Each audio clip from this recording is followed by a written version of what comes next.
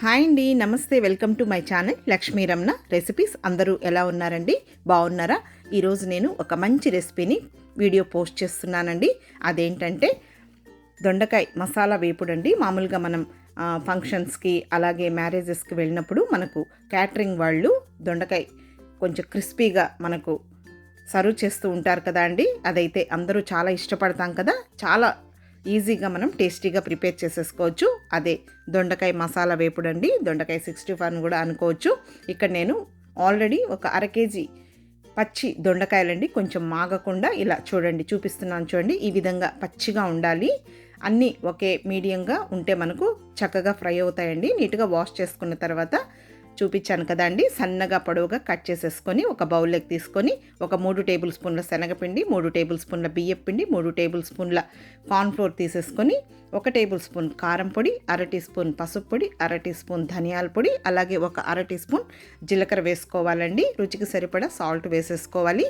అంతే అండి. కొంచెం మనకు మసాలా కావాలంటే వేసుకోవచ్చు, లేదు ఈ విధంగా కూడా చేసేసుకోవచ్చండి. ఆల్రెడీ మనకు దొండకాయలో తడి అనేది ఉంటుంది కాబట్టి ఒకసారి ఈ పొళ్ళన్నీ వేసిన తర్వాత ముందుగా ఈ విధంగా బాగా కలిపేసేసుకోవాలి. ఇప్పుడు మనకు కొంచెం నీళ్లు అవసరమవుతాయి. కొద్దిగా చేతిలో తీసేసుకొని ఈ విధంగా చిలకరించి వేసేసుకోవాలి. మరీ ఎక్కువ నీళ్లు వేసామంటే మనకు ఆ దొండకాయ అనేది క్రిస్పీ రాకుండా మెత్తగా ఉంటుందండి. చూడండి, కొద్దిగా నీళ్ళు అయితే సరిపోతాయి. చూడండి, ఈ విధంగా అంతా కూడా కలిపేసేసుకోవాలి. ఇప్పుడు స్టవ్ వెలిగించుకొని ప్యాన్ పెట్టుకొని ఆయిల్ వేసేసుకోవాలి. ఆయిల్ వేడెక్కిన తర్వాత ఫ్లేమ్ని తగ్గించుకొని చూడండి, ఈ విధంగా ఒక్కొక్క దొండకాయనే తీసేసుకొని ఇలా విడివిడిగా వేసేసుకోవాలి.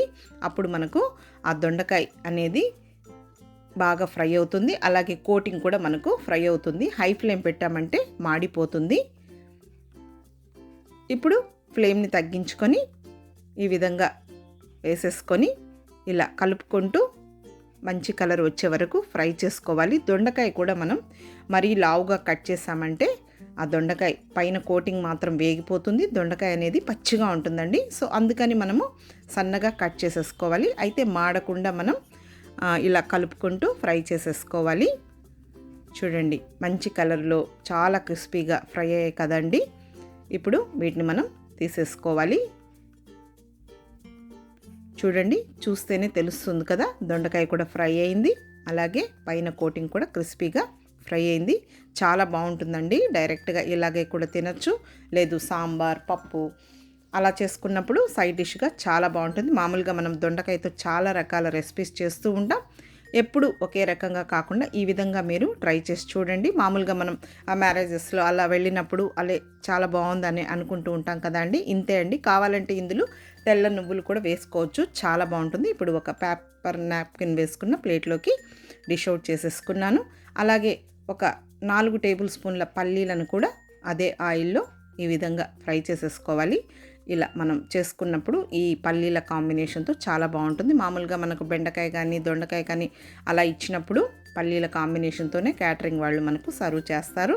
అలాగే పచ్చిమిర్చి కూడా బాగుంటుందండి. ఒక 4 పచ్చిమిరపకాయలు కూడా సన్నగా నిలువుగా కట్ చేసి వేసుకొని అదే ఆయిల్లో ఫ్రై చేసేసుకొని, ఇంకా కరివేపాకు కూడా పచ్చి కరివేపాకుని కొద్దిగా ఫ్రై చేసేసుకొని మిక్స్ చేసుకుంటే ఈ దొండకాయ ఫ్రైలో చాలా బాగుంటుందండి.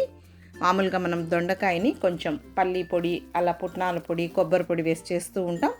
ఇప్పుడు అవన్నీ వేగిన తర్వాత చివరగా ఒక 15 వెల్లుల్లి రెబ్బల్ని పొట్టు తీయకుండా కచ్చా పచ్చగా దంచి ఆయిల్లో ఫ్రై చేసేసుకొని ఇవన్నీ కూడా మనం ముందుగా దొండకాయ ఫ్రై చేసుకున్నాం కదా, దాంట్లో మనం కలుపుకున్నామంటే చాలా బాగుంటుంది. ఇప్పుడు ఫ్రై చేసుకున్నవన్నీ కూడా ఒక బౌల్లోకి తీసేసుకొని ఫ్రై చేసి పెట్టుకున్న ఈ పల్లీలు, పచ్చిమిర్చి, అలాగే వెల్లుల్లి, కరివేపాకును కూడా మిక్స్ చేసేసుకొని చివరిగా మళ్ళీ కొద్దిగా కారం పొడి, ఒక్క చిటికెడు సాల్ట్ వేసేసుకుంటే చాలా బాగుంటుందండి. ఇష్టపడే వాళ్ళు కొంచెం చాట్ మసాలా, లేదు మిరియాల పొడి అలా కూడా కలుపుకోవచ్చు. చూడండి, ఇప్పుడు ఇదంతా కూడా బాగా మిక్స్ చేసేసుకోవాలి. చాలా బాగుంటుందండి. పిల్లలకి దొండకాయ అంటే ఇష్టపడతారు కదా. సో ఎప్పుడు ఒకేలాగా కాకుండా ఈ విధంగా మనం క్యాటరింగ్ వాళ్ళు చేస్తారు కదా అండి. సో ఈ విధంగా కూడా చేసుకొని మనం పిల్లలకు పెట్టామంటే హ్యాపీగా తింటారు.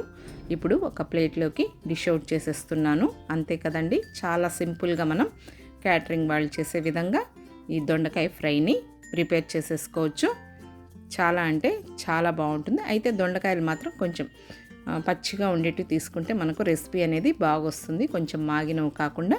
అంతే అండి, తప్పకుండా ట్రై చేయండి. ఇంకొక మంచి వీడియోతో మళ్ళీ కలుద్దాం. నమస్తే అండి.